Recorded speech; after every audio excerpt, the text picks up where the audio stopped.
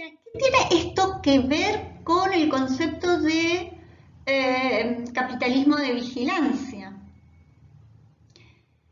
¿Qué le va, diríamos, esta nueva etapa, que es lo que dice Suboc, del capitalismo, que se vincula a este modelo neoliberal? Pero que a mí me interesa porque no solamente el capitalismo de vigilancia va a extraer datos y a querer conocer a estos sujetos, a querer conocernos, sino que que es mucho más profundo, una construcción de subjetividad impera en esto, ¿no? Hay una construcción de vinculación en donde empieza a esta identidad que voy construyendo, la voy construyendo en función de mi medio, de lo que tengo a mano, ¿no? Y ese proceso de construcción identitaria, ese proceso de construir mi subjetividad, construir cómo me denomino, cómo me llamo, cómo soy, qué voy a consumir, ¿no? ¿Qué deseos voy a tener? Si yo quiero, muchas de las reflexiones estaban vinculadas al medio ambiente. Bueno, es decir, ¿cómo me vinculo con la naturaleza? ¿Cómo me vinculo? Es decir, eso tiene que ver con mi construcción identitaria.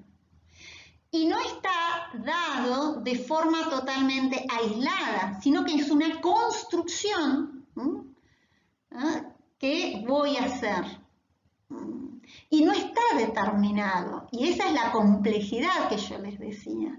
Porque no hay un determinismo ni por clase social, ni por edad, ni por... ¿no? Es decir, se tiende a pensar, hay tendencias, pero no se puede plantear.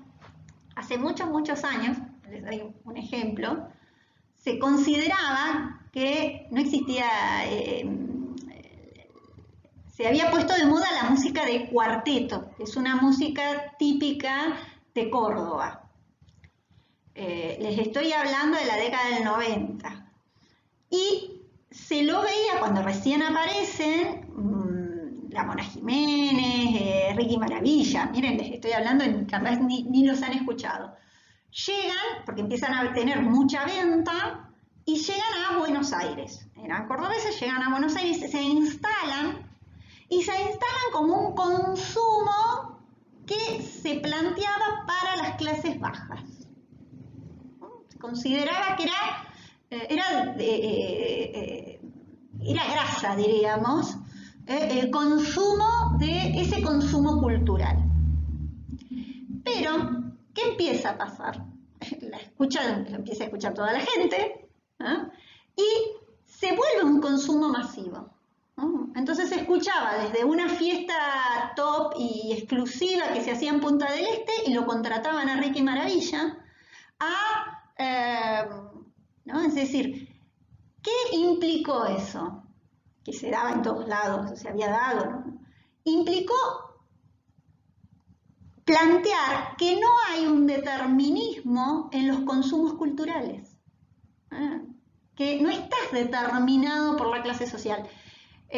Los últimos años, y eso se da en el mundo y la teoría política lo analiza permanentemente, porque no hay un voto ligado a la clase social a la cual pertenece la persona, sino que está vinculado a la representación que tiene esa persona de sí, no al lugar objetivo. Es decir, no es que las personas que tienen un salario de tantos pesos o las personas que qué sé yo, no tienen vivienda, ¿no? Es decir, que yo las defino dentro de la categoría de pobreza. ¿Ah? Y que esas personas pobres votan a... Esa es una visión sumamente simplificada. Lo que se ha observado es que esa decisión que toman de un voto, de un consumo a quién voy a escuchar y demás, tiene tanta complejidad de factores que se vuelve necesario analizar estas audiencias de una manera mucho más individualizada. Y en ese análisis hay que tener en cuenta que no estamos construyendo nuestra identidad por cuestiones meramente objetivas, sino que también construimos nuestra identidad por otras cuestiones. Los medios de comunicación construyen y generan aspiraciones. Entonces uno muchas veces, yo siempre doy esa imagen, ¿no? del gatito que se cree león, entonces se comporta como león.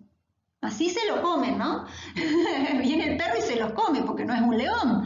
Pero su representación, su construcción, ¿no?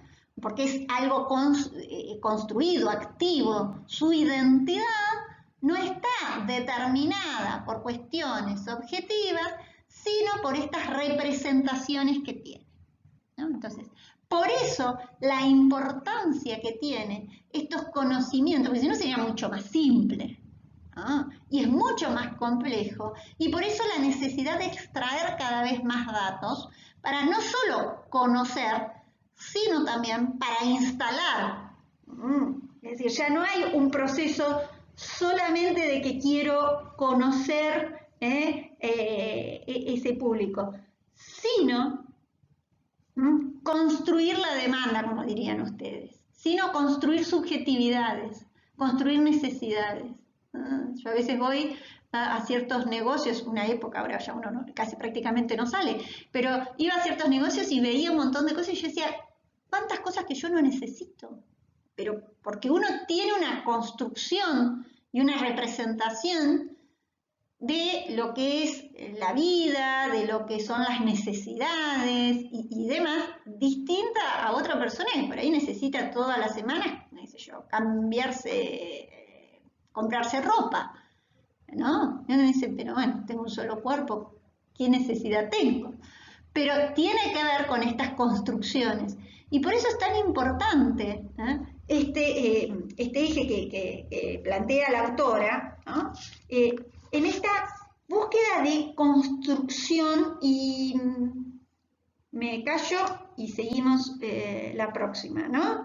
Es decir, esta idea de que haya ciertos bienes para ciertas clases y otros para otras, ¿no? ¿Cómo va construyéndose este desarrollo? ¿Cómo se va instalando, ¿no? Estas nuevas necesidades, ¿no?